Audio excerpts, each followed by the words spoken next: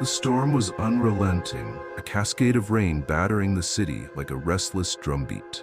In a quiet corner of the city, Detective Claire Harlow sat alone in a dimly lit motel room, the flickering glow of a single desk lamp casting shadows on the walls. Her fingers trembled around a cup of stale coffee, but it wasn't the caffeine keeping her awake. It was the murder.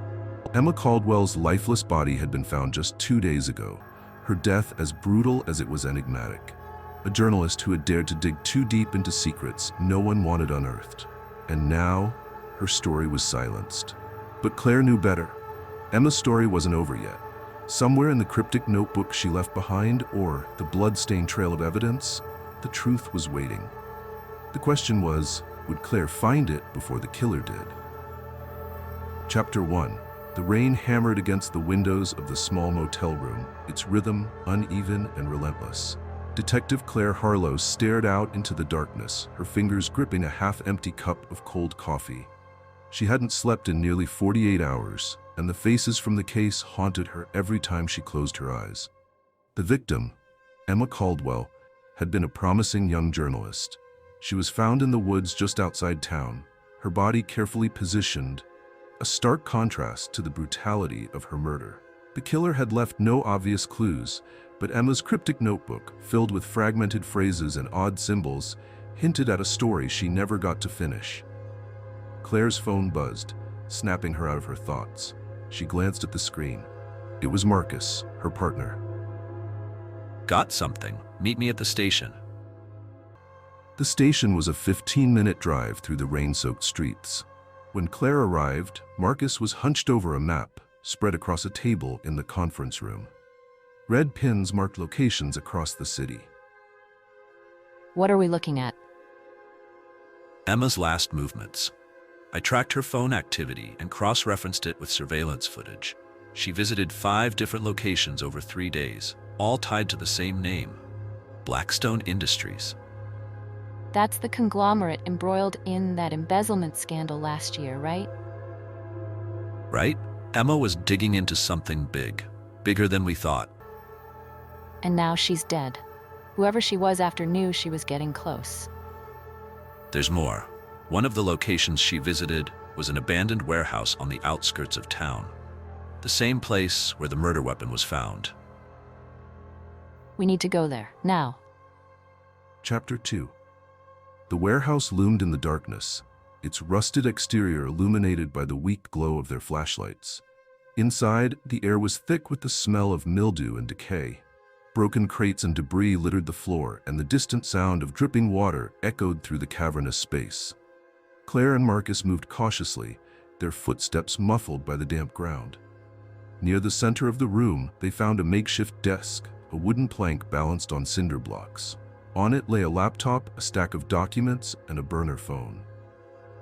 Looks like someone's been working here recently. Claire picked up the laptop, her gloved fingers brushing against the keys.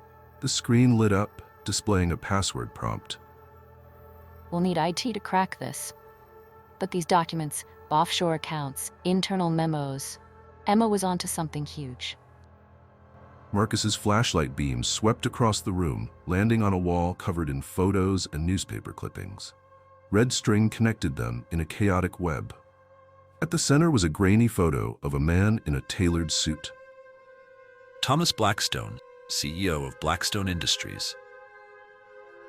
Before Claire could respond, a faint sound reached their ears, the creak of a door.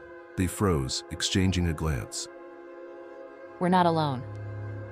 They drew their weapons, moving silently toward the sound. The darkness seemed to close in around them as they advanced, the tension in the air almost palpable. A shadow moved in the periphery of Claire's vision. She spun, her flashlight cutting through the gloom, but there was nothing there. Marcus signaled for her to cover him as he edged toward a doorway at the far end of the room. Suddenly, a figure lunged out of the shadows, slamming into Marcus and sending his flashlight skittering across the floor. Claire fired a warning shot into the air. Freeze. The intruder hesitated, his face obscured by a hood. In that split second, Marcus regained his footing and tackled the man to the ground. Claire rushed to secure him, pulling off the hood to reveal a young man, no older than 20. Who are you? I didn't do anything, I swear. Then why were you sneaking around here? I'm just the courier. I deliver packages, no questions asked. What kind of packages? Stuff like that. Documents, phones. Someone pays me to drop them off at specific locations. Who pays you?